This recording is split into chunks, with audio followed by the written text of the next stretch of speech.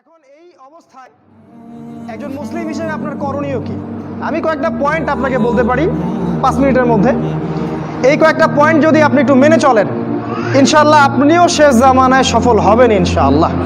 যদিও বা এই জামানায় সফল হওয়া খুব কঠিন, খুবই কঠিন।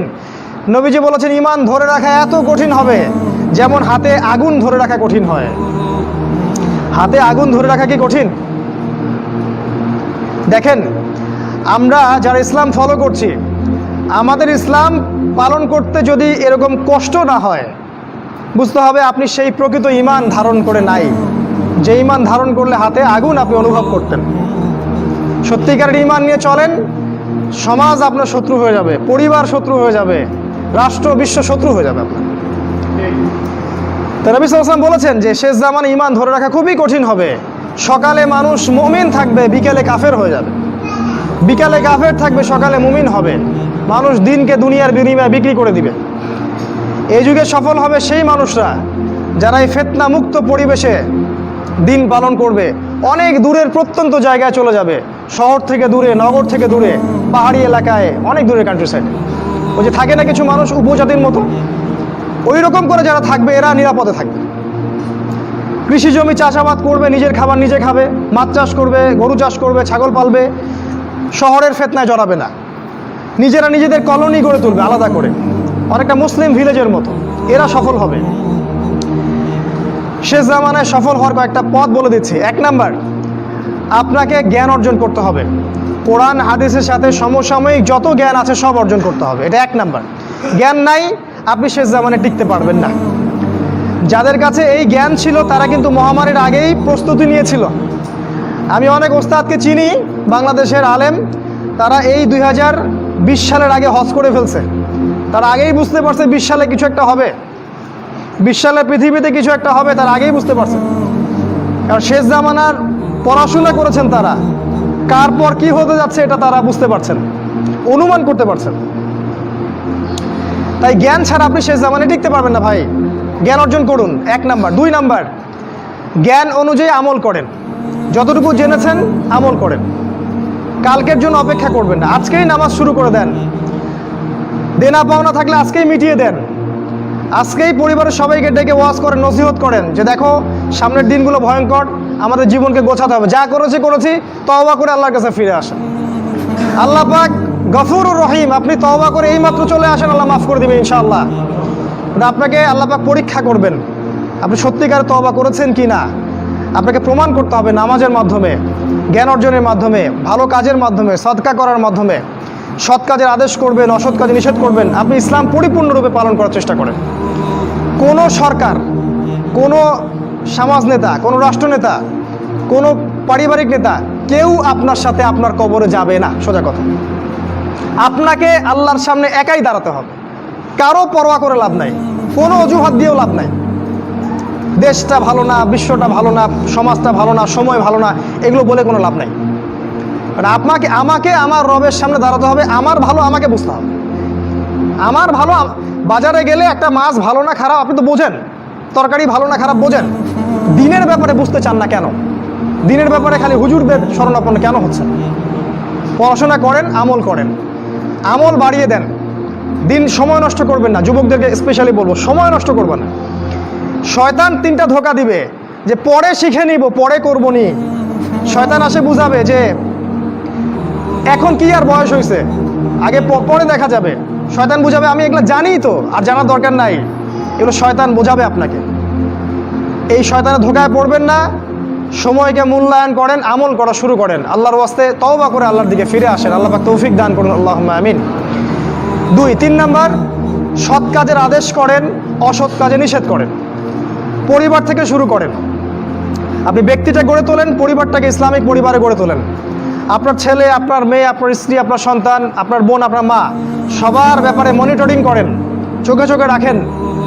আপনি জানেন না আপনার ছেলেটা অনেক আগেই জেনাকারী হয়ে গেছে, আপনি টের পান নাই। ছেলের হাতে স্মার্টফোন তুলে দিয়েছেন, ছেলে গোপনে গোপনে 10টা প্রেম করে, আপনি জানেন না। ও দুধ খায় না এখন, আপনি মনে করছেন যে ও দুধ খায়। ও অনেক ম্যাচিউরড হয়ে গেছে। আপনার মেয়েকে দেখে মনে হয় খুব পর্দা করে, দেখেন ভিতরে ভিতরে কোনো ছেলের সাথে সম্পর্ক তৈরি করে ফেলছে। অনেক ঘটনা ঘটে যায়, আমরা সরল মনে অনেক কিছু করি। আপনার ওয়াইফকে দেখেন, আপনি যখন বাসায় থাকেন না কি করে না করে মনিটরিং করেন, টিভি বন্ধ করে দেন, সিরিয়াল টিরিয়াল বন্ধ করেন। এমন কারোর সাথে মিশতে দিবেন না যে আপনার ছেলেকে, আপনার মেয়েকে, আপনার বোনকে, আপনার মাকে বিপথে নিয়ে যাবে। কঠোর হন পরিবারের উপরে, কারণ আপনাকে আল্লাহ পাক আপনার পরিবার সম্পর্কে জিজ্ঞাসাবাদ করবেন, অবশ্যই জিজ্ঞাসা করবেন। বিশ্বাস করেন আল্লাহ পাক কিয়ামতের মাঠে আপনাকে আপনার পরিবার সম্পর্কে জবাবদিহি করাবেন। প্রত্যেকটা বিষয় আপনি দাওয়াত দেন, চেষ্টা করেন, তারপরে যদি ছেলে বেলাইনে যায় সেটা তার ব্যাপার, ওর হিসাব ও দিবে। নূহ আলাইহিস সালামের ছেলে কাফের হয়ে গেছে, ওর হিসাব ও দিবে, সেটা আলাদা। কিন্তু আমাকে আমার চেষ্টা করতে হবে। পরিবার গড়ে তোলেন, সৎ কাজের আদেশ করেন, অসৎ কাজে নিষেধ করেন। 4, এই যে কোরআন এবং সুন্নাহর দাওয়াতটা পৌঁছে দেন মানুষের কাছে। দাওয়াতেই কাজ করেন ভাই, সময় নষ্ট করেন না। আপনি যে দল করেন বা যে সংগঠন করেন বা যে মাযহাব, যে তরিকায় থাকেন, আমার তাতে কোনো আপত্তি নাই, কিন্তু কোরআন সুন্নাহর দাওয়াতটা মানুষের কাছে প্রচার করেন। মূল বিষয়ে কোনো পার্থক্য নাই। এই দাওয়াত দেওয়ার সময় সাম্প্রদায়িক হবেন না, সবাই আমার দলে আসো, আমার দলের ফর্ম পূরণ করো, না হলে দাওয়াত হচ্ছে না, এমন দাওয়াতের দরকার নেই। মানুষকে ইসলামের দাওয়াত দেন, আল্লাহর দিকে ডাকেন, কোরআনের দিকে ডাকেন, সুন্নাহর দিকে ডাকেন, দেখবেন সমাজে একটা সাম্য চলে আসবে ইনশাআল্লাহ। দাওয়াতেই কাজ করেন, বেশি বেশি কোরআন সুন্নাহর দাওয়াতেই কাজ করেন। 5 নাম্বার, অর্থ সম্পদ যা আছে এগুলোকে কাগজের টাকায় রেখে দিবেন না, আমার নসিহত। হয়তো বুঝতে পারছেন না, মাথার উপর দিয়ে যাচ্ছে কথা, কিন্তু পরে বুঝবেন।